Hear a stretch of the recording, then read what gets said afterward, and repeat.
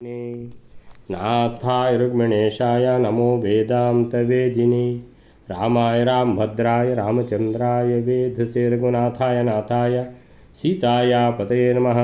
मनोजवं मारुततुल्यवेगं जितेन्द्रियं बुद्धिमतां वरिष्ठं वातात्मजं वानरयोत्तमुख्यं श्रीरामदूतं शरणं प्रपद्ये। ॐ नारायणं नमस्कृत्य नरं चैव नरोत्तमं देवीं सरस्वतीं व्यासं ततो जयमुदीरयेत्। व्यासाय भवनाशाय श्रीशाय गुणराशये हृद्याय शुद्धविद्याय मध्वाय नमो नमः। तपस्वाध्याय शुश्रूषा कृष्णपूजारतं मुनिं विश्वेशमिष्टदं वन्दे परिव्राट् चक्रवर्तिनं। श्रीगुरुभ्यो नमः। हरिः ओಂ। ಭೀಮಸೇನನ ಬಗ್ಗೆ ಕುಂತಿ ಸ್ಪಷ್ಟನೆ ಕೊಟ್ಟಾಗ ನನ್ನ ಮಗನನ್ನು ಯಾವ ದೇವತೆಗಳಿಂದಲೂ ಯಾವ ರಾಕ್ಷಸರಿಂದಲೂ ಅವರು ಒಟ್ಟಾಗಿ ಬಂದರೂ ಕೊಲ್ಲಲಿಕ್ಕೆ ಆಗದು ಅನ್ನುವಂಥ ವಿಶ್ವಾಸದ ಮಾತುಗಳನ್ನು ಆ ಬ್ರಾಹ್ಮಣನಿಗೆ ಹೇಳಿದಾಗ ಬ್ರಾಹ್ಮಣ ಆಯಿತು ಹಾಗಾದರೆ ಅಂತ ಒಪ್ಪಿಕೊಂಡ. ಹಾಗಾದರೆ ಇಲ್ಲದಿದ್ದರೆ ಅವನು ಹೇಳ್ತಿದ್ದ, ಅಯ್ಯೋ ಬ್ರಾಹ್ಮಣರು ನೀವು ನಿಮ್ಮನ್ನು ಕಳಿಸಿ ಬ್ರಹ್ಮಹತ್ಯೆ ಪಾತಕ ದೋಷ ನನಗೆ ಬೇಡವೇ ಬೇಡ, ಸಾಧ್ಯನೇ ಇಲ್ಲ, ನಮಗೆ ಬಂದದ್ದು ವಿಪತ್ತು, ನೀವು ಇದನ್ನು ತಲೆ ಮೇಲೆ ಹಾಕ್ಕೊಳ್ಳೋದು ಬೇಡ ಅಂತ ಹೇಳಿಬಿಟ್ಟಿದ್ದ ಅವ. ಸೊ ಮತ್ತೆ ಇದೆಲ್ಲ ಕೇಳಿದ ಮೇಲೆ ಸಮಾಧಾನ ಆಯಿತು. ಹಾಗಾದರೆ ಸರಿ ಅಂತ ಹೇಳ್ಕೊಂಡು ಹಾಗಾದರೆ ಹೋಗಲಿ, ಬಕಾಸುರನನ್ನೇ ಕೊಂದು ಬರುವಂತಹ ಮಗ ಈ ಕುಂತಿದೇವಿಗೆ ಇದ್ದಾನೆ ಅನ್ನುವಂಥದ್ದು ಬ್ರಾಹ್ಮಣನಿಗೆ ಗೊತ್ತಾದಾಗ ಅವನು ಒಪ್ಪಿಕೊಂಡಿದ್ದಾನೆ. ಈ ಕಡೆಯಿಂದ ಭಿಕ್ಷಾಟನ ಮುಗಿಸಿ ಬರುವಾಗ ಭೀಮನ ಆ ಗೆಲುವಿನ ಮುಖವನ್ನು ನೋಡಿ ಧರ್ಮರಾಜ ಕೇಳ್ತಾನೆ ಕುಂತಿ ಹತ್ರ, ಏನು ಸಂಗತಿ, ಯಾಕೆ ಇಷ್ಟೊಂದು ಖುಷಿಯಿಂದಿದ್ದಾನೆ ಭೀಮ ಅಂತ ಹೇಳುವಾಗ ವಿಷಯ ಕೇಳಿದಾಗ ಧರ್ಮರಾಜನಿಗೆ ಆಕಾಶವೇ ಕಳಚಿ ತಲೆ ಮೇಲೆ ಬಿದ್ದಾಗ ಆಗ್ತದೆ. ಹೇಳ್ತಾನೆ, ಏನಪ್ಪ, ಯಾವ ಭೀಮಸೇನನ ಬಲದ ಆಶ್ರಯದಲ್ಲಿ ನಾವು ರಾಜ್ಯವನ್ನು ಇಚ್ಛಿಸುವಂಥದ್ದು, ಆ ರಾಜ್ಯಕ್ಕೆ ರಕ್ಷಣೆ, ಆ ರಾಜ್ಯಕ್ಕೆ ಶತ್ರುಗಳು ಬಂದರೆ ಅವರನ್ನು ಹಿಮ್ಮೆಟ್ಟಿಸುವುದು, ಪ್ರತಿಯೊಂದು ಸ್ವಧರ್ಮದ ರಕ್ಷಣೆ ಎಲ್ಲವೂ ನಮಗೆ ಭೀಮಸೇನನ ಬಲದಿಂದ ನಾವು ಆಶ್ರಯದಲ್ಲಿ ಇದ್ದುಕೊಂಡು, ಹೀಗಿರುವಾಗ ಈಗ ಭೀಮಸೇನನ್ನೇ ರಾಕ್ಷಸನ ಬಾಯಿಗೆ ನಾವು ಕಳಿಸಿಬಿಟ್ರೆ ಇದು ಸರಿಯಾಗ್ತದ ಇದು ಅಂತ ತಿಳ್ಕೊಂಡು ಗೋಗರೀತಾನವ ಗೋಳಾಡ್ತಾನವ. ಆಗ ಕುಂತಿದೇವಿ ಹೇಳ್ತಾಳೆ, ಏನಂತ ಎಣಿಸಿದ್ದಿ ನಿನ್ನ ತಮ್ಮ ಭೀಮಸೇನನನ್ನು ಯುಧಿಷ್ಠಿರ? ಅವನು ಮಗುವಾಗಿದ್ದಾಗಲೇ ನನ್ನ ಕೈಯಿಂದ ಜಾರಿ ಬಿದ್ದಾಗ ಆ ಸ್ಪರ್ಶ ಮಾತ್ರದಿಂದ, ಭೀಮಸೇನನ ಸ್ಪರ್ಶ ಮಾತ್ರದಿಂದ ಶತಶೃಂಗ ಪರ್ವತವೇ ಅದು ಏನಾಯಿತು, 100 ಹೋಳಾಗಿ ಸೀಳಿ ಹೀಳಿ ಹೋಯಿತು, ಪುಡಿ ಪುಡಿ ಆಯಿತು. ಅಂಥ ಭೀಮಸೇನನ ಬಗ್ಗೆ ಏನು ಈ ರೀತಿ ಅಪಧೈರ್ಯ ನಿನಗೆ? ಅವನು ಆ ಬಕಾಸುರನನ್ನು ಕೊಂದು ಬರ್ತಾನೆ ಅಂತ ಹೇಳ್ಕೊಂಡು ಆ ಯುಧಿಷ್ಠಿರನಿಗೂ ಹೇಳಬೇಕಾಯಿತು ಕುಂತಿದೇವಿ. ಸೊ ಹಾಗಿರುವಾಗ ಆವಾಗ ಏನು ಮಾಡ್ತಾನೆ ಯುಧಿಷ್ಠಿರ? ಸೊ ಕುಂತಿದೇವಿ ಆ ರೀತಿ ಹೇಳುವಾಗ ಅನ್ನುವಂಥದ್ದು. ಸೊ 86ನೇ ಶ್ಲೋಕ ಆಗಿದೆ. 87ನೇ ಶ್ಲೋಕವೇನಾರೆ?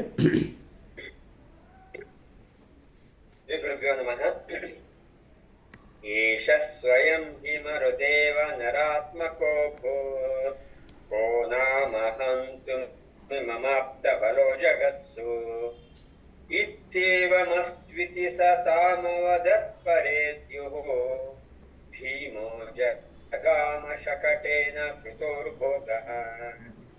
87ನೇ ಶ್ಲೋಕ. ಕುಂತಿ ಮುಂದುವರಿಸ್ತಾ ಇದ್ದಾಳೆ, ಭೀಮನ ಬಗ್ಗೆ ಧರ್ಮರಾಜನಿಗೆ ಹೇಳ್ತಾ ಇದ್ದಾಳೆ, ಈ ಭೀಮನೇನು ಸಾಮಾನ್ಯನಲ್ಲ, ಅವನು ಸಾಕ್ಷಾತ್ ವಾಯುವೇ ಮನುಷ್ಯಾವತಾರನಾದನು. ಈ ಭೀಮಸೇನನನ್ನು ಕೊಲ್ಲುವುದಕ್ಕಾಗಿ ಸಂಬಂಧಪಟ್ಟ ಬಲವುಳ್ಳ ಈ ಜಗತ್ತಿನಲ್ಲಿ ಯಾರು ತಾನೇ ಸಮರ್ಥನು ಇದ್ದಾರೆ ಅಂದ್ರೆ ಯಾರೂ ಸಮರ್ಥರು ಇಲ್ಲವೇ ಇಲ್ಲ. ಹೀಗೆ ಕುಂತಿಯು ಧರ್ಮರಾಜನಿಗೆ ಹೇಳುತ್ತಾಳೆ. ಅದನ್ನು ಕೇಳಿ ಧರ್ಮರಾಜ ಹೇಳ್ತಾನೆ, ಹಾಗಾದ್ರೆ ಹಾಗೆ ಆಗಲಿ ಅಂತ ಕುಂತಿಯನ್ನು ಕುರಿತು ಹೇಳುತ್ತಾನೆ. ಮರುದಿನ ಭೀಮಸೇನನು ತಯಾರಿಸಲ್ಪಟ್ಟ ಉತ್ಕೃಷ್ಟವಾದ ಭೋಗವುಳ್ಳ ತಿಂಡಿ ತಿನಿಸಿನ ಜೊತೆ ಬಂಡಿಯಿಂದ ಸಮೇತ ಕೂಡಿಕೊಂಡು ಅಲ್ಲಿಂದ ಬಕಾಸುರನ ಕಡೆಗೆ ಹೋಗುತ್ತಾನೆ. ಏಷ ಸ್ವಯಂ ಹಿ ಮರುದೇವ ನರಾತ್ಮಕೋ ಭೂತ್ ಕೋ ನಾಮ ಹಂತುಂ ಇಮಂ ಆಪ್ತಬಲೋ ಜಗತ್ಸು ಇತ್ಯೇವಂ ಅಸ್ತ್ವಿತಿ ಸಾ ತಾಂ ಅವದತ್ಪರೇದ್ಯುಃ ಭೀಮೋ ಜಗಾಮ ಶಕಟೇನ ಕೃತೋರುಭೋಗಃ ಏಷ ಸ್ವಯಂ ಹಿ ಮರುತ್ ಏವ ನರಾತ್ಮಕೋ ಭೂತ್. ಯುಧಿಷ್ಠಿರನಿಗೆ ಕುಂತಿದೇವಿ ಹೇಳ್ತಾಳೆ, ಭೀಮಸೇನ ಅಂತ ಹೇಳಿದ್ರೆ ಆ ಶತಶೃಂಗ ಪುಡಿ ಪುಡಿ ಆಯಿತು, ಇವನು ಮಗುವಿದ್ದಾಗಲೇ ಅಂತ ಹೇಳಿಬಿಟ್ಟು ಮುಂದೆ ಹೇಳ್ತಾಳೆ, ಈ ಭೀಮಸೇನ ಏಷ ಇವನು ಸ್ವಯಂ ಹಿ ಮರುತ್ ಏವ. ಮರುತ್ ಅಂದರೆ ವಾಯುದೇವರು ಪ್ರಾಣದೇವರು ಸ್ವಯಂ ನರಾತ್ಮಕೋ ಭೂತ್. ನರಾತ್ಮಕ ಅಂದರೆ ಮನುಷ್ಯ ರೂಪದಲ್ಲಿ ಇಲ್ಲಿ ಬಂದು ನಮ್ಮ ಕಣ್ಣು ಮುಂದೆ ಇರುವಂಥದ್ದು. ಭೀಮಸೇನ ಅಂದರೆ ಯಾರಂತ ಎಣಿಸಿದ್ದಿ? ಪ್ರಾಣದೇವರೇ ಭೀಮಸೇನ. ಸ್ವಯಂ ಹಿ ಮರುತ್ ಏವ. ಮರುತ್ ಅಂದರೆ ಪ್ರಾಣದೇವರು, ಮರುತ್ ಏವ ಸ್ವಯಂ. ಆ ವಾಯುದೇವರೇ ಸ್ವಯಂ ಇಲ್ಲಿ ಮನುಷ್ಯ ರೂಪದಲ್ಲಿ ಇರುವಂಥದ್ದು ಭೀಮಸೇನನಾಗಿ. ಅಂದರೆ ವಾಯುದೇವರ ಬಲ ಜ್ಞಾನ ಅದು ಎಷ್ಟು ಅಂತ ಎಣಿಸ್ಲಿಕ್ಕಾದರೂ ಸಾಧ್ಯ ಇದೆಯಾ? ಜೀವೋತ್ತಮರವರು. ಸೊ ಹಾಗಿರುವಾಗ ಸ್ವಯಂ ಹಿ ಮರುತ್ ಏವ ನರಾತ್ಮಕ. ನರ ಆತ್ಮಕ, ಮನುಷ್ಯ ರೂಪದಲ್ಲಿ ಮನುಷ್ಯ ಶರೀರದಲ್ಲಿ ನಮ್ಮ ಕಣ್ಣ ಮುಂದೆ ಭೀಮಸೇನನಾಗಿ ಕಾಣಿಸ್ಕೊಳ್ತಾ ಇರುವವರು ಯಾರು ಅಂತ ಹೇಳಿದ್ರೆ ಸ್ವಂತ ಪ್ರಾಣದೇವರೇ. ಅಭೂತ್ ಅಂದರೆ ಇಲ್ಲಿ ಇದ್ದಾರೆ, ಆಗಿ ಇಲ್ಲಿ ಇದ್ದಾರೆ, ಹುಟ್ಟಿದ್ದಾರೆ. ಕೋ ನಾಮ ಅಂದರೆ ಯಾರಿದ್ದಾರೆ? ಹಂತುಂ ಇಮಂ ಅಂದರೆ ಈ ಭೀಮಸೇನನನ್ನು ಹಂತುಂ ಕೊಲ್ಲುವ ಸಾಮರ್ಥ್ಯ ಇರುವವರು. ಕೋ ನಾಮ ಹಂತುಂ ಇಮಂ ಈ ಭೀಮಸೇನನನ್ನು ಹಂತುಂ ಕೊಲ್ಲಲು ಆಪ್ತ ಬಲೋ ಜಗತ್ಸು. ಆಪ್ತ ಬಲೋ ಅಂತ ಹೇಳಿದರೆ ಹೊಂದಿರುವ ಬಲವನ್ನು ಜಗತ್ಸು ಅಂದರೆ ಈ ಜಗತ್ತಿನಲ್ಲಿ ಅಥವಾ ಈ 14 ಲೋಕಗಳಲ್ಲಿ ಕೂಡ ವಾಯುದೇವರನ್ನು ಸಂಹರಿಸಲಿಕ್ಕೆ ಆಪ್ತ ಬಲ, ಹೊಂದಿದ ಬಲ ಅಂದರೆ ಆಪ್ತ ಹೊಂದಿದ್ದು ಬಲ, ಆಪ್ತ ಬಲ ಯಾರಿದ್ದಾರೆ? ವಾಯುದೇವರನ್ನು ಸಂಹಾರ ಮಾಡುವಂಥ ಶಕ್ತಿಯನ್ನು ಪಡೆದವರು, ಆಪ್ತ ಬಲಂ ಹೊಂದಿರುವ ಬಲ ಇರುವವರು. ಕೋ ನಾಮ ಯಾರಿದ್ದಾರೆ? ಯಾರಿಲ್ಲ. ವಾಯುದೇವರು ಅಂತ ಹೇಳಿದರೆ ಭಗವಂತ ಮತ್ತು ಲಕ್ಷ್ಮೀದೇವಿ ಆದಮೇಲೆ ಬ್ರಹ್ಮದೇವರ ಸ್ಥಾನಕ್ಕೆ ಹೋಗುವವರು ವಾಯುದೇವರು ಅಂತೇಳಿದರೆ, ಭಗವಂತ ಮತ್ತು ಲಕ್ಷ್ಮೀದೇವಿ ಬಿಟ್ಟರೆ ಜೀವೋತ್ತಮರು ಯಾರು ಅಂತ ಹೇಳಿದರೆ ಒಂದು ಭಗವಂತ ಲಕ್ಷ್ಮೀದೇವಿ ಅಲ್ಲಿ ಅವರು ಭಗವಂತ ಆಯಿತು ಇಬ್ಬರೂ ಸಹ. ಸೊ ನಂತರ ಅಂತ ಹೇಳಿದರೆ ಎಲ್ಲ ಜೀವರಲ್ಲಿ ಮುಖ್ಯ ಯಾರು ಅಂತ ಹೇಳಿದರೆ ಬ್ರಹ್ಮದೇವರ ಪಟ್ಟಕ್ಕೆ ಹೋಗುವ ವಾಯುದೇವರೇ. ಬ್ರಹ್ಮದೇವರಿಗೆ ಸರಿಸಮಾನರಾಗಿರುವಂಥ ವಾಯುದೇವರು. ಇವರನ್ನು ಸಂಹಾರ ಮಾಡುವಂಥ ಬಲ ಹೊಂದಿದವರು ಯಾರಿದ್ದಾರೆ? ಯಾರೂ ಇಲ್ಲ ಅಂತ ಅರ್ಥ. ಇತಿ ಏವಂ ಈ ರೀತಿ ಕುಂತಿದೇವಿ ವಿಶ್ವಾಸಪೂರ್ವಕವಾಗಿ ಹೇಳಿದಾಗ, ಇತಿ ಏವಂ ಅಸ್ತು ಇತಿ ಧರ್ಮರಾಜ ಯುಧಿಷ್ಠಿರ ಹೇಳಿದ, ಆಯಿತು ಹಾಗಾದರೆ ಆಯಿತು ಅಂತೇಳಿದ್ರೆ ಅಷ್ಟು ವಿಶ್ವಾಸದಿಂದ ಮಾತಾಡ್ತಾ ಇದ್ದಾಳೆ ಕುಂತಿದೇವಿ. ಪ್ರಾಣದೇವರೇ ಭೀಮಸೇನ ಏನಂತ ಎಣಿಸಿದ್ಯಪ್ಪ? ಇವನನ್ನು ಕೊಲ್ಲಲಿಕ್ಕೆ ಯಾರಿಗಾದರೂ ಶಕ್ತಿ ಇದೆಯಾ ಈ ಪ್ರಪಂಚದಲ್ಲಿ ಅಂತೇಳಿದರೆ 14 ಲೋಕಗಳಲ್ಲಿ ಕೂಡ ಯಾರಿಲ್ಲ ಅಂತ ಕುಂತಿದೇವಿ ಹೇಳಿದಾಗ ಯುಧಿಷ್ಠಿರನಿಗೆ ಒಂದೇ ಸಲಕ್ಕೆ ಏನಾಯಿತು ಅಂತೇಳಿದರೆ ಜೀವ ಸಂಚಾರ ಆದಾಗಾಯಿತು. ಭೀಮಸೇನ ಅಂತೇಳಿದರೆ ತಾನು ತಿಳಿದಿದ್ದಕ್ಕಿಂತ 100 ಪಟ್ಟು ಅಂತ ಖುಷಿನೂ ಆಗೋಯಿತು ಅಂತೇಳಿದರೆ ಈ ಮೂಲಕ ಭೀಮಸೇನನ ಬಲ ಒಂದು ಪೂರ್ತಿ ತಿಳಿದಾಗ ಆಯಿತು ಅಂತೇಳಿಬಿಟ್ಟು ಇತಿ ಏವಂ ಈ ರೀತಿ ಹೇಳಿದಾಗ ಕುಂತಿದೇವಿ ಅಸ್ತು ಇತಿ ಏವಂ ಅಸ್ತು ಇತಿ ಆಯಿತು ಹಾಗಾದರೆ ಅಸ್ತು ಇತಿ ಸ ಯಾರು ಯುಧಿಷ್ಠಿರನು ತಾಂ ಅವದತ್ ಕುಂತಿದೇವಿಗೆ ಹೇಳಿದ. ಆಯ್ತಲ್ಲ ಅಂತೇಳಿದರೆ ಇನ್ನು ಯಾರ್ದು ಅಬ್ಜೆಕ್ಷನ್ ಇಲ್ಲ, ಎಲ್ರಿಗೂ ಸಮಾಧಾನ ಆಯಿತು, ಬ್ರಾಹ್ಮಣನಿಗೂ ಸಮಾಧಾನ ಆಯಿತು ಅಂತೇಳಿದರೆ ಈ ಕುಂತಿದೇವಿಯ ಮಗ ಅಷ್ಟು ಸಾಮರ್ಥ್ಯ ಇದ್ದಾನೆ, ದೇವತೆಗಳು ರಾಕ್ಷಸರು ಎಲ್ಲ ಒಟ್ಟಿಗೆ ಬಂದರೂ ಈ ಭೀಮಸೇನನನ್ನು ಕೊಲ್ಲಲಿಕ್ಕೆ ಸಾಧ್ಯ ಇಲ್ಲ ಅನ್ನುವಂಥದ್ದನ್ನು ಕನ್ವಿನ್ಸ್ ಮಾಡಿ ಆಗಿದೆ. ಈಗ ಯುಧಿಷ್ಠಿರನಿಗೆ ಬಾಕಿ ಅರ್ಜುನ ಆಮೇಲೆ ನಕುಲ ಸಹದೇವರು ಎಲ್ಲರ ಎದುರುಗಡೆ ಅವನಿಗೂ ತಿಳಿಸಿ ಆಯಿತು. ಸೊ ಎಲ್ಲರಿಗೂ ತಿಳಿಸಿ ಆಯಿತು. ಆಮೇಲಿಂದ ಹಾಗಾದರೆ ಇನ್ನೀಗ ನಾಳೆ ಬೆಳಗಾಗುವುದೇ ಕಾಯ್ತಾ ಇದ್ದಾರೆ ಭೀಮಸೇನ. ಆ ಬಂಡಿಯಲ್ಲಿ ಪೂರ್ತಿ ಭಕ್ಷ್ಯ ಭೋಜ್ಯಗಳೆಲ್ಲ ತಯಾರಾಗ್ತಾ ಇವೆ, ಅಡಿಗೆ ಆಗ್ತಾ ಇದೆ. ಎಲ್ಲ ಅದನ್ನು ತುಂಬಿಸಿ ನಾಳೆ ಬೆಳಿಗ್ಗೆ ಭೀಮಸೇನ ಹೋಗುವುದು ಅಂತ. ಪರೇದ್ಯುಹು ಅಂದರೆ ನೆಕ್ಸ್ಟ್ ಡೇ, ಮರುದಿನ ಭೀಮ ಜಗಾಮ, ಹೊರಟೇ ಬಿಟ್ಟ. ಜಗಾಮ ಹೋದ. ಜಗಾದ ಅಂದರೆ ಹೇಳಿದ, ಜಗಾಮ ಅಂದರೆ ಹೊರಟು ಹೋದ. ಸೊ ಜಗ ಎರಡು ಸೇಮ್, ಜಗಾದ ಜಗಾಮ. ಸೊ ಭೀಮ ಜಗಾಮ, ಭೀಮಸೇನನು ಹೊರಟು ಹೋದ. ಶಕಟೇನ ಕೃತ ಉರುಭೋಗ, ಮಾಡಿಟ್ಟ ಎಲ್ಲ ಭಕ್ಷ್ಯ ಭೋಜ್ಯಗಳನ್ನು ಬಂಡಿಯಲ್ಲಿ ತುಂಬಿಸಿಟ್ಟಿದ್ದಾರೆ. ಪೂರ್ತಿಯಾಗಿ ಬಿಟ್ಟಿದೆ ಬಂಡಿ ಅಂತ ಹೇಳಿದ್ರೆ ಒಂದು ಸ್ವಲ್ಪವೂ ಜಾಗ ಇಲ್ಲ. ಅದೇ ಕ್ರಮ, ಅದೇ ರೀತಿ ಕಳಿಸ್ಬೇಕು ಆ ಬಕಾಸುರನಿಗೆ. ಸೊ ಕೃತ ಉರುಭೋಗ, ಮಾಡಲ್ಪಟ್ಟ ಅಡಿಗೆ ಮನೆಯಲ್ಲಿ ಪೂರ್ತಿ ಎಲ್ಲ ಖಾಲಿಯಾಗಿಬಿಟ್ಟಿದೆ, ಎಲ್ಲ ಬಂಡಿಯಲ್ಲಿ ತುಂಬಿಸಿಬಿಟ್ಟಿದ್ದಾರೆ. ಕೃತ ಉರುಭೋಗ ಅಂದರೆ ದೊಡ್ಡ ಭೋಗ. ಯಾರಿಗೆ? ಬಕಾಸುರನಿಗೆ. ಆ ದೊಡ್ಡ ಭೋಗ ಪೂರ್ತಿ ಬಂಡಿಯಲ್ಲಿ ತುಂಬಿಸಿ ಆಗಿದೆ. ಕೃತ ಮಾಡಲ್ಪಟ್ಟಿದೆ, ಪೂರ್ತಿ ಬಂಡಿ ತುಂಬಿಸಿಟ್ಟಿದ್ದಾರೆ. ಶಕಟೇನ, ಆ ಬಂಡಿಯನ್ನು ಹೊಡ್ಕೊಂಡು ಭೀಮಸೇನನು ಬಕಾಸುರನ ಬಳಿಗೆ ನಡೆದ, ಹೊರಟು ಹೋದ. 87ನೇ ಶ್ಲೋಕಕ್ಕೆ ಏನು ಹೇಳ್ತಾರೆ ಅಂತ ಹೇಳಿದರೆ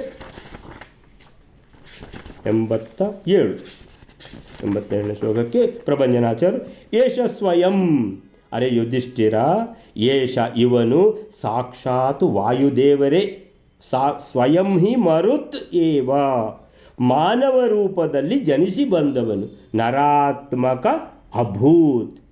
ಸೊ ಇವನನ್ನು ಕೊಲ್ಲುವ ಶಕ್ತಿ ಸಂಪನ್ನ ಈ ಜಗತ್ತಿನಲ್ಲಿ ಯಾವನು ತಾನೇ ಇರುವನು, ಇವನನ್ನು ಕೊಲ್ಲುವ. ಇಮಂ ಹಂತುಂ ಆಪ್ತ ಬಲಹ, ಆ ಶಕ್ತಿಯನ್ನು ಹೊಂದಿರುವಂಥ ಸಂಪನ್ನನು ಜಗತ್ಸು, ಈ ಜಗತ್ತಿನಲ್ಲಿ ಕೋನಾಮ, ಯಾರಿದ್ದಾರೆ ಅಂತ ಕುಂತಿದೇವಿ ಪ್ರಶ್ನೆ ಮಾಡಲು ಯುಧಿಷ್ಠಿರ, ಆಯ್ತಮ್ಮ, ಹಾಗಾದರೆ ಪ್ರಾಣದೇವರೇ ಭೀಮಸೇನ ಅಂತ ಹೇಳಿದ ಮೇಲೆ ಜಗತ್ತಿನಲ್ಲಿ ಈ ಭೀಮಸೇನನನ್ನು ಕೊಲ್ಲುವ ಶಕ್ತಿಯನ್ನು ಹೊಂದಿರುವವರು ಯಾರೊಬ್ಬರೂ ಇಲ್ಲ ಅಂತ ಕುಂತಿದೇವಿ ಹೇಳಿದ ಕೂಡಲೇ ಧರ್ಮರಾಜನಿಗೆ ಪ್ರಾಣ ಸಂಚಾರ ಆಗಿಬಿಡ್ತು. ಸರಿ, ನಾನು ಏನು ತಿಳ್ಕೊಂಡಿದ್ದೆ ಭೀಮಸೇನ ಬಗ್ಗೆ? ನಾನು ಭಾಳ ಕಡಿಮೆ ತಿಳ್ಕೊಂಡಿದ್ದೆ. ಅಂದರೆ ಇಷ್ಟು ಎತ್ತರ ಇದ್ದಾನೆ ಭೀಮಸೇನ, ನಾನು ಎಣಿಸಿದ್ಕಿಂತ 100 ಪಟ್ಟು ಶಕ್ತಿ ಹೊಂದಿದ್ದಾನೆ ಅಂತ ಅವಳು ಹೀಗೆನ್ನಲು, ಇತಿ ಏವಂ ಅಸ್ತು ಇತಿ, ಹಾಗಿದ್ದರೆ ಆಗಲಿ ಅಂತ ಅವಳಿಗೆ ತಿಳಿಸಿದ. ಸಹ ತಾಮ್ ಅವದತ್, ಅವಳಿಗೆ ತಾಮ್ ಅಂದರೆ ಕುಂತಿದೇವಿಯನ್ನು ಕುರಿತು ಅವದತ್ ಹೇಳಿದ. ಪರೇದ್ಯುಹು, ಮಾರನೇ ದಿನ ಭೀಮಃ ಜಗಾಮ, ಭೀಮಸೇನ ಹೊರಟು ಹೋಗಿದ್ದಾನೆ. ಮಾರನೇ ದಿನ ಭೀಮಸೇನ ಮಹಾಭೋಗ ಸಾಮಗ್ರಿಗಳಿಂದ ಕೂಡಿದ ಗಾಡಿ, ಮಹಾಭೋಗ ಸಾಮಗ್ರಿಗಳು ಎಲ್ಲ ಭಕ್ಷ್ಯ ಭೋಜ್ಯಗಳು, ಅನ್ನ ಸಾಂಬಾರು ಸಾರು ಪಲ್ಯ ಎಲ್ಲ ಎಷ್ಟು ಒಂದೊಂದು ಬಾಲ್ದಿ, ಪ್ರತಿಯೊಂದು ಬಾಲ್ದಿ ಕೂಡ ಅಲ್ಲ, 10 ಬಾಲ್ದಿ ಇರ್ಬೋದು, ಆ ರೀತಿ ಎಲ್ಲ ತುಂಬಿಸಿದ್ದಾರೆ ಪೂರ್ತಿ. ಅಂತೇಳಿದರೆ ಎಲ್ಲವನ್ನು ತುಂಬಿಸಿಟ್ಟಿದ್ದಾರೆ. ಭೋಗ ಸಾಮಗ್ರಿಗಳಿಂದ ಕೂಡಿದವನಾಗಿ ಮಹಾಭೋಗ ಸಾಮಗ್ರಿಗಳು, ಮಹಾ ಅಂತೇಳಿದರೆ ಉರು, ಭೋಗ ಸಾಮಗ್ರಿಗಳಂದರೆ ಭೋಗ ಸಾಮಗ್ರಿಗಳು ಎಲ್ಲ, ಸಾರು ಸಾಂಬಾರು ಭಕ್ಷ್ಯ ಭೋಜ್ಯಾದಿಗಳು ಎಲ್ಲ ತುಂಬಿಸಿಟ್ಟಿದ್ದಾರೆ. ಆ ಗಾಡಿಯನ್ನು ಪೂರ್ತಿ ಗಾಡಿ ಅದನ್ನು ಹೊಡ್ಕೊಂಡು ಜಗಾಮ, ಹೊರಟು ಹೋದ ಭೀಮಸೇನ. ಭೀಮಸೇನ ಅಂತೇಳಿದರೆ ಪ್ರಾಣದೇವರೇ, ಸಾಕ್ಷಾತ್ ಪ್ರಾಣದೇವರು ಈ ಜಗತ್ತಿನಲ್ಲಿ ಅಂದರೆ ಎಲ್ಲ ಲೋಕಗಳಲ್ಲಿರುವಂಥ ಎಲ್ಲ ಪ್ರಾಣಿಗಳಿಗೂ ಉಸಿರಾಡಬೇಕಿದ್ದರೆ ಪ್ರಾಣದೇವರೇ ಬೇಕು. ಪ್ರಾಣದೇವರನ್ನು ಸಂಹಾರ ಮಾಡುವವರು ಯಾರಿದ್ದಾರೆ? ಯಾರಿಲ್ಲ ಅಂತ ಪ್ರಾಣದೇವರ ಪ್ರಾಣವನ್ನು ತೆಗೆಯುವವ ಯಾರೂ ಇಲ್ಲ ಅಂತ ಕುಂತಿ ನಿಶ್ಚಯಾತ್ಮಕವಾಗಿ ಹೇಳಿದಾಗ, ಈ ಕುಂತಿಗೆ ಭೀಮನ ಮಹಾತ್ಮ್ಯವನ್ನು ಕಣ್ಣಾರೆ ಕಂಡು ನಂಬಿಕೆ ಹುಟ್ಟಿತ್ತು. ಎಲ್ಲಿ ಮಗು ಜಾರಿ ಆ ಪರ್ವತಕ್ಕೆ ಬಿದ್ದಿದೆ ಶತಶೃಂಗ ಪರ್ವತ. ಶತಶೃಂಗ ಪರ್ವತವು ಹೋಳಾಯಿತು, ನುಚ್ಚು ನೂರಾಯಿತು, ಪುಡಿ ಪುಡಿ ಆಯಿತು. ಕುಂತಿದೇವಿ ನೋಡ್ತಾಳೆ, ಹಾಗಾದರೆ ಈ ಮಗುವಿನ ಸ್ಪರ್ಶಕ್ಕೆ ಪರ್ವತ ಪುಡಿ ಪುಡಿ ಆಗೋದಿದ್ದರೆ ಈ ಮಗುವನ್ನು ಏನಂತ ಹೇಳಿದರೆ ಕೊಲ್ಲುವ ಶಕ್ತಿ ಈ ಭೂಮಿಯಲ್ಲಿ ಈ ಲೋಕಗಳಲ್ಲೇ ಯಾರೂ ಇಲ್ಲ ಅನ್ನುವಂಥದ್ದು ಆಗಲೇ ಗೊತ್ತಾಗಿದೆ. ಸೊ ಅಂತಹ ಏನಂತ ಹೇಳಿದರೆ ಆ ವಾಯುದೇವರ ಮಹಿಮೆಯನ್ನು ಕಣ್ಣಾರೆ ಕಂಡ ಕುಂತಿದೇವಿ ಅದನ್ನು ಯುಧಿಷ್ಠಿರನಿಗೂ ಹೇಳಿದಾಗ ಅವನಿಗೆ ನಂಬಿಕೆ ಹುಟ್ಟಿತು. ವಾಯುದೇವರ ಮಹಿಮೆಯನ್ನು ಕೇಳುವುದು ಚಿಂತಾ ಪರಿಹಾರಕ್ಕೆ ಸಾಧನ. ಸೊ ವಾಯುದೇವರ ವಾಯುಸ್ಥಿತಿ ಹೇಳುವಂಥದ್ದು, ಆ ವಾಯುಸ್ಥಿತಿಯನ್ನು ಅರ್ಥ ಮಾಡಿಕೊಳ್ಳುವಂಥದ್ದು, ವಾಯುದೇವರ ಮಹಿಮೆಯನ್ನು ಕೇಳುವಂಥದ್ದು, ಇದು ನಮ್ಮ ಎಲ್ಲ ಚಿಂತೆಗಳಿಗೆ ಏನಂತ ಹೇಳಿದರೆ ಪರಿಹಾರ ಅಂತ, ಹರಿವಾಯುಗಳು ಅಂತ. ನಮಗೆ ಎರಡೇ ಜನ ಹರಿವಾಯುಗಳು, ಮುಗಿದು ಹೋಯಿತು. ಬೇರೆ ಎಲ್ಲ ದೇವರು ಕೂಡ ಈ ಹರಿವಾಯುಗಳಲ್ಲೇ ಬಂದುಬಿಡ್ತಾರೆ. ಸೊ ಇನ್ನು ಎಕ್ಸ್ಟ್ರಾ ಯಾವ ದೇವರುಗಳಿಲ್ಲ. ಆ ಭಗವದ್ಗೀತೆಯಲ್ಲಿ ಕೂಡ ಭಗವಂತ ಅದನ್ನೇ ಹೇಳಿದ್ದು, ಅನನ್ಯಾಶ್ಚಿಂತಯಂತೋ ಮಾಂ, ನನ್ನನ್ನು ಬಿಟ್ಟು ಇನ್ಯಾರನ್ನೂ ಭಕ್ತಿ ಮಾಡೋದಾಗಲಿ ಪೂಜೆ ಮಾಡೋದಾಗಲಿ ಬೇಕಾಗಿಯೇ ಇಲ್ಲ. ಯಾಕಂದರೆ ಉಳಿದವರೆಲ್ಲ ನನ್ನದೇ ಸಂಸಾರ, ನನ್ನದೇ ಕುಟುಂಬ ಅವರು. ಸೊ ಆದ್ದರಿಂದ ನಾನು ಆ ಎಲ್ಲ ಯಜಮಾನ ನಾನು. ನೀವು ಏನು ಪೂಜೆ ಮಾಡ್ತೀರೋ, ಏನು ಯಜ್ಞ ಮಾಡ್ತೀರೋ, ಏನು ತಪಸ್ಸು ಮಾಡ್ತೀರೋ ಎಲ್ಲ ನನ್ನನ್ನೇ ಬಂದು ಸೇರುವುದು. ಅಂದರೆ ಈಶ್ವರ ದೇವರನ್ನು ಕುರಿತು ಪೂಜೆ ಮಾಡಿ, ದುರ್ಗೆಯನ್ನು ಕುರಿತು ಪೂಜೆ ಮಾಡಿ, ಬರುವುದೆಲ್ಲಿಗೆ ನನಗೆ. ಆದರೆ ಅದು ಸರಿಯಾದ ಪೂಜೆ ಆಗೋದಿಲ್ಲ. ಆದ್ದರಿಂದ ನನ್ನನ್ನೇ ಕುರಿತು ನೀವು ಪೂಜೆ ಮಾಡಬೇಕು. ಅಂದರೆ ಈಶ್ವರ ದೇವಸ್ಥಾನಕ್ಕೆ ಹೋದರೂ ಈಶ್ವರ ದೇವರ ಮುಖಾಂತರ ಭಗವಂತನನ್ನೇ ನೋಡಬೇಕು. ಆ ರೀತಿ ನೋಡಿದರೆ ಅಂತೇಳಿದರೆ ಹಾಗಾದರೆ ಹರಿ ಇದ್ದರೆ ಸಾಕಲ್ವ, ವಾಯುದೇವರು ಯಾಕೆ ಅಂತ ಹೇಳಿದರೆ ವಾಯುದೇವರು ಭಗವತ್ ಕಾರ್ಯ ಸಾಧಕ. ಭಗವಂತನ ಕಾರ್ಯಗಳನ್ನು ಸಾಧನೆ ಮಾಡಲಿಕ್ಕೆ ಭಗವಂತನಿಗೆ ಯಾರ ಮುಖಾಂತರ ಅಂತೇಳಿದರೆ ವಾಯುದೇವರ ಮುಖಾಂತರ. ಹಾಗೆ ನಾವು ಕೂಡ ನಮ್ಮ ಗುರುಗಳು ಯಾರಂದರೆ ವಾಯುದೇವರಂದರೆ ನಮಗೆ ಮಧ್ವಾಚಾರ್ಯರು, ವಾಯುದೇವರ 3ನೇ ಅವತಾರ. ಆ ಗುರುಗಳ ಮುಖಾಂತರ ನಾವು ಭಗವಂತನ ಹತ್ರ ಹೋಗೋದು. ಹಾಗೆ ಹರಿವಾಯುಗಳಂದ್ರೆ ಆ ಥರ. ಸೊ ಈ ರೀತಿ ಭೀಮಸೇನ ಹೊರಟು ಹೋಗಿದ್ದಾನೆ. ಮರುದಿವಸ ನೆಕ್ಸ್ಟ್ ಶ್ಲೋಕ ಮೇಲರೆ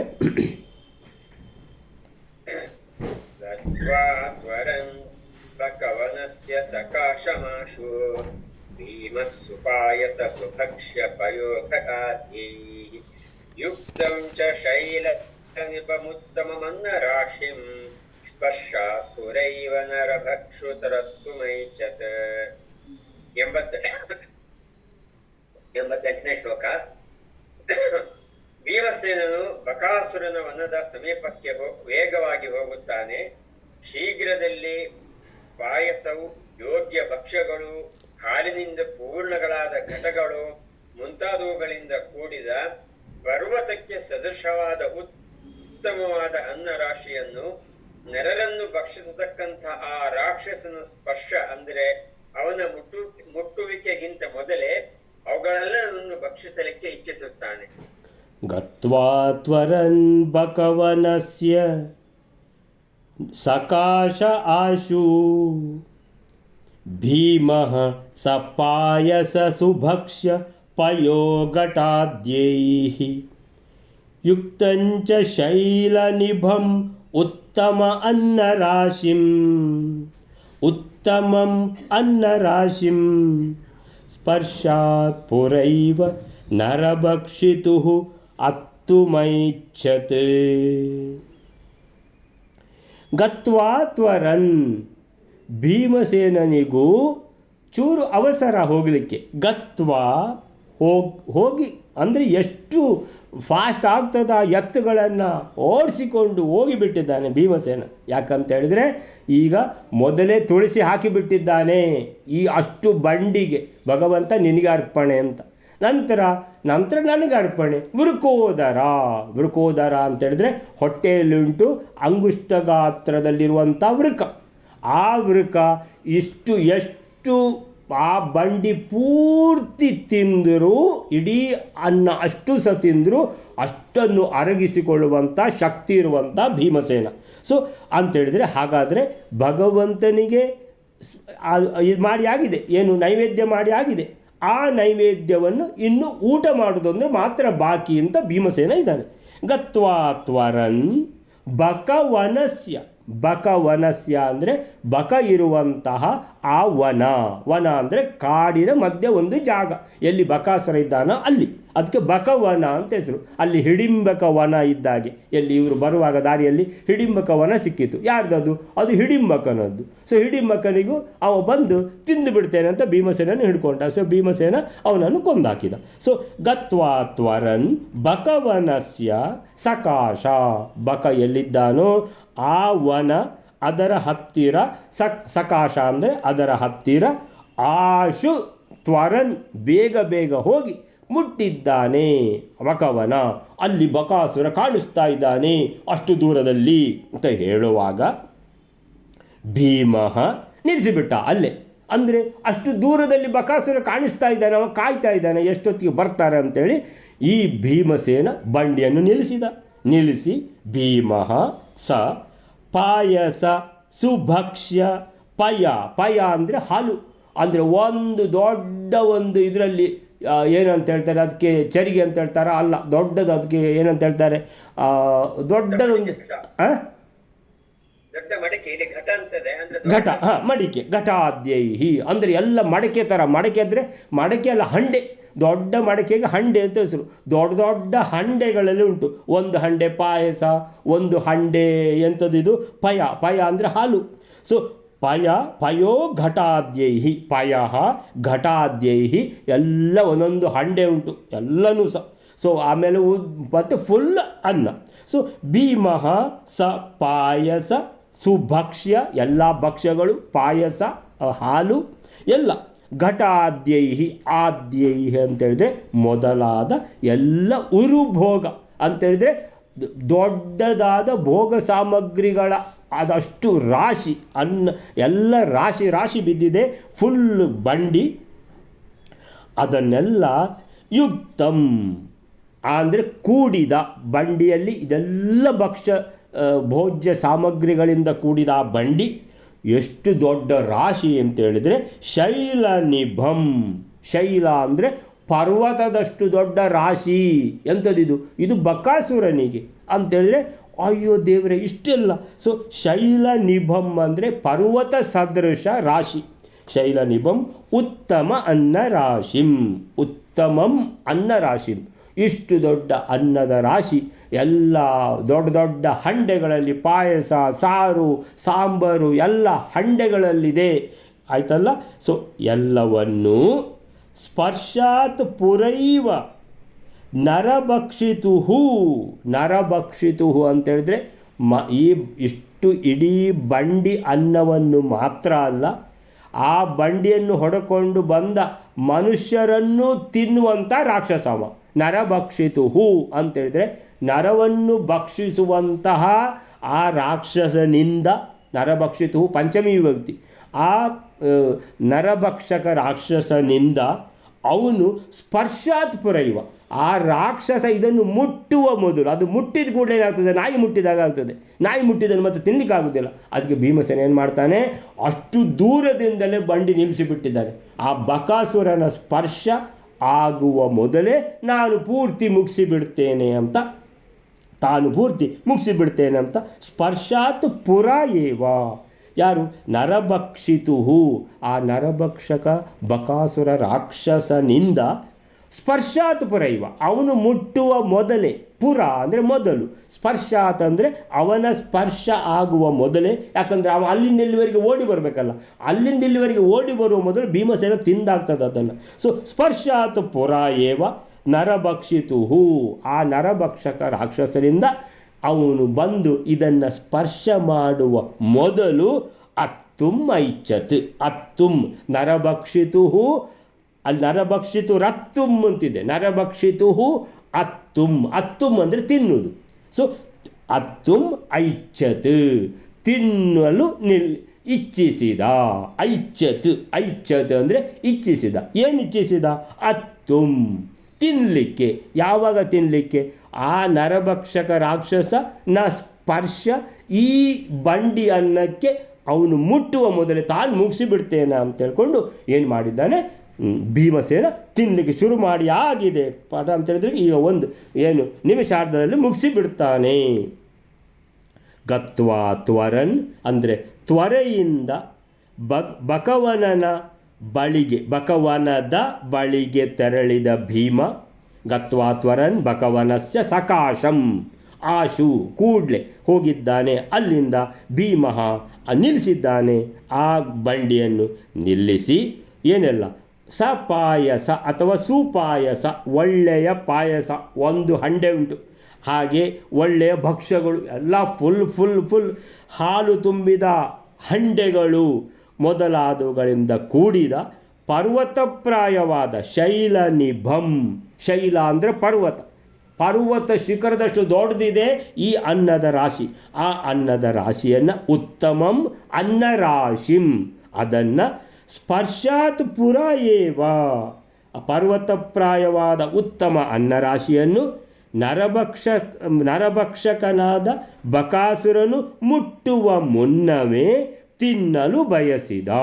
ಅವನು ಮುಟ್ಟುವ ಮೊದಲೇ ತಿನ್ನಲು ಬಯಸಿದ. ಅತ್ತುಂ ಐಚ್ಛತ್ ನರಭಕ್ಷಿತು ಸ್ಪರ್ಶಾತ್ ಪುರೈವ.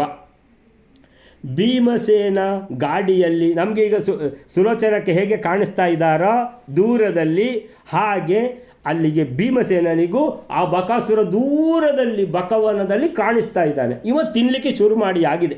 ಸೊ ಭೀಮಸೇನ ಗಾಡಿಯಲ್ಲಿ ಒಯ್ದಿದ್ದ ಭಕ್ಷ್ಯಭೋಜ್ಯಗಳ ವಿವರ ಇಲ್ಲಿದೆ. ಅಂತಹ ಉತ್ತಮ ಭೋಜನವನ್ನು ಭೀಮ ತಿನ್ನಲು ಇಷ್ಟಪಟ್ಟ ಎನ್ನುವುದು ಮೇಲ್ನೋಟದ ಅರ್ಥ.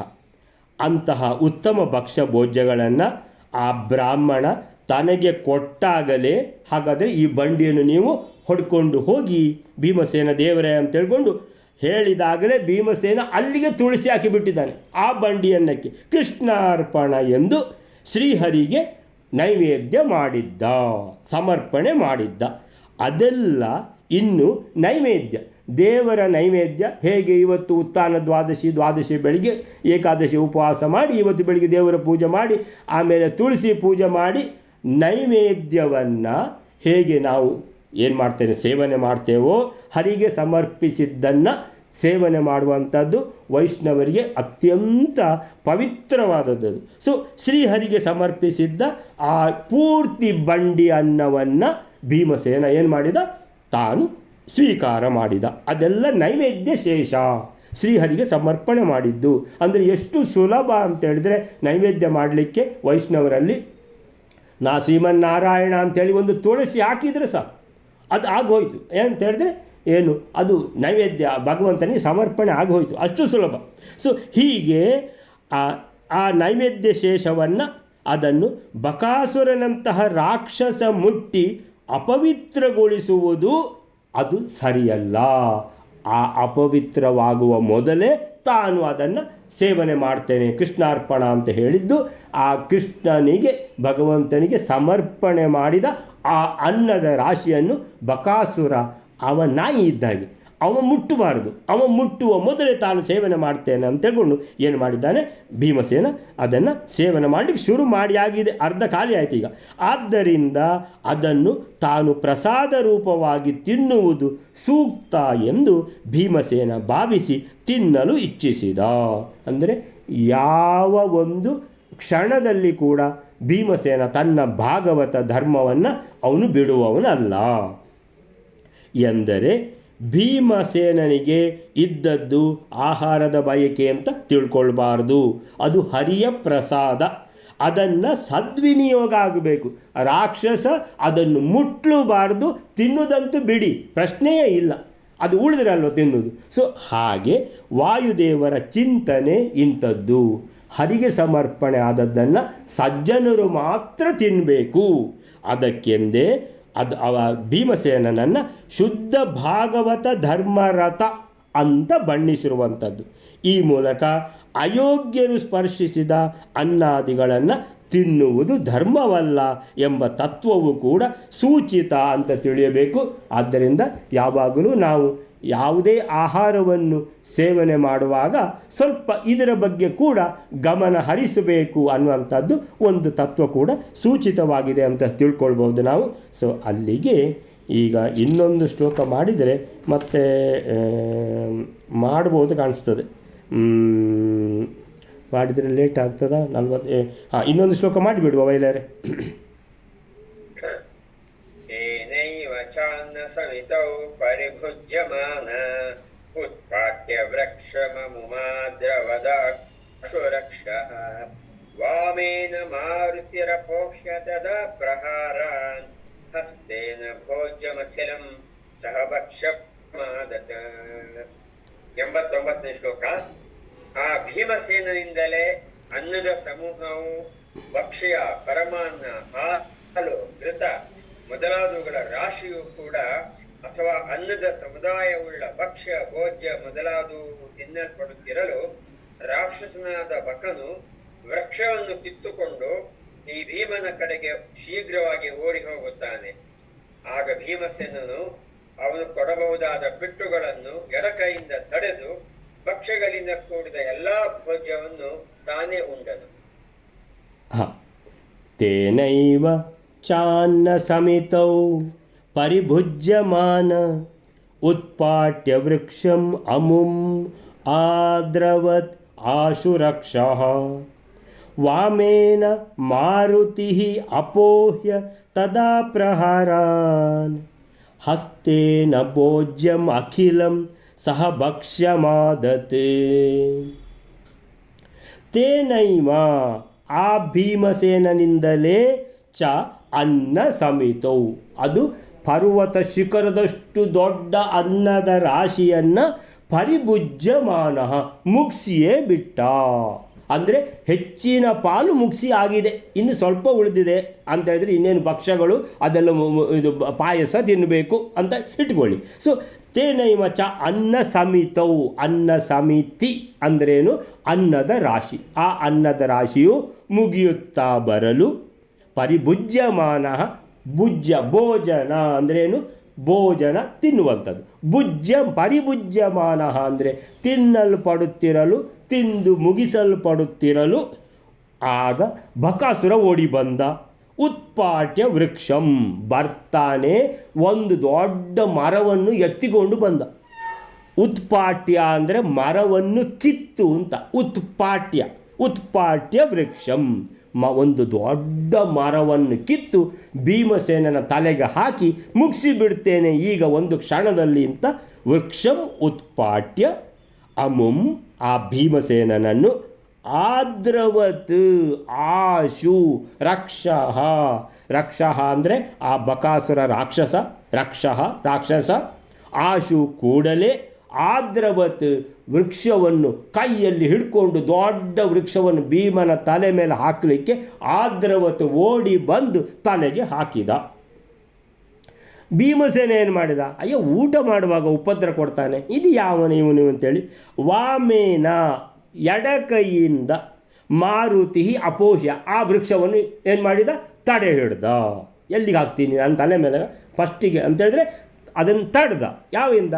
ಎಡಕೈಯಿಂದ ತಡೆದ. ಬಲಕೈ ಫುಲ್ ಕೆಲಸ ಮಾಡ್ತಾ ಉಂಟು ಅಂತೇಳಿದರೆ ಎಲ್ಲ ಊಟ ಮಾಡ್ತಾ ಇದ್ದಾರೆ, ಒಂದು ಕೈ ಎಡಕೈ ಫ್ರೀ ಉಂಟಲ್ಲ. ಸೊ ವಾಮೇನ ಮಾರುತಿ, ಎಡಕೈಯಿಂದ ಮಾರುತಿ ಪ್ರಾಣದೇವರು ಭೀಮಸೇನ